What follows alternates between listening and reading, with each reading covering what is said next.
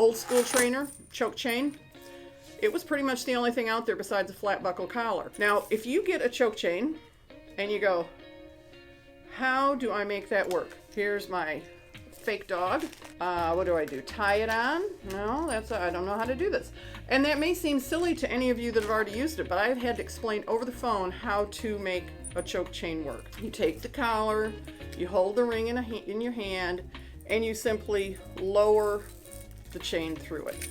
Boom, there you have your ready to put on the dog. Here's something a lot of people don't realize. When you're going to put this on your dog, it's really important that you put it on the dog depending on which side. So you have to pick a side, right side or left side. Dog's gonna walk on my right side or my left side, and here's why. If he's gonna walk on your left side, you're gonna have this looking like a P as it faces you, and you're gonna put it over his head. The reason for, now this is way too big for this dog, obviously, but the reason for this is because if we're walking along and he sees something and I give him a correction and I wouldn't hold it this long, but if I give the correction, boom, and I release, you see, it immediately released.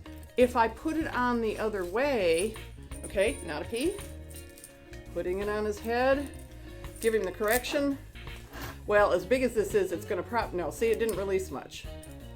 It did release, but so it's real important. Pick a side, dog's gonna be on my left or my right, so it doesn't matter what you do, but have it a P when you put it on the dog. So we put this on the dog.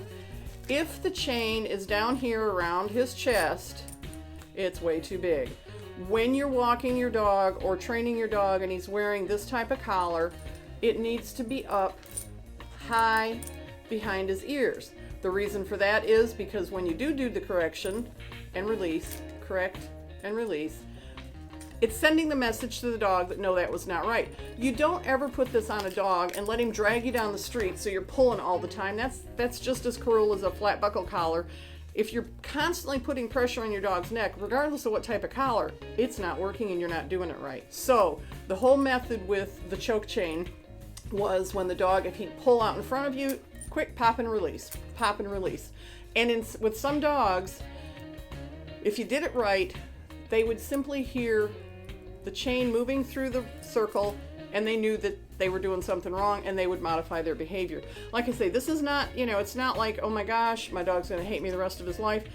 And it is an effective method when used correctly. For any training, there's consequences, even with all positive reinforcement. You didn't sit, you don't get a cookie, sorry. That's a consequence. Consequences don't have to be brutal to be effective to your dog. So just keep in mind, don't just out of hand say, I'd never train this way.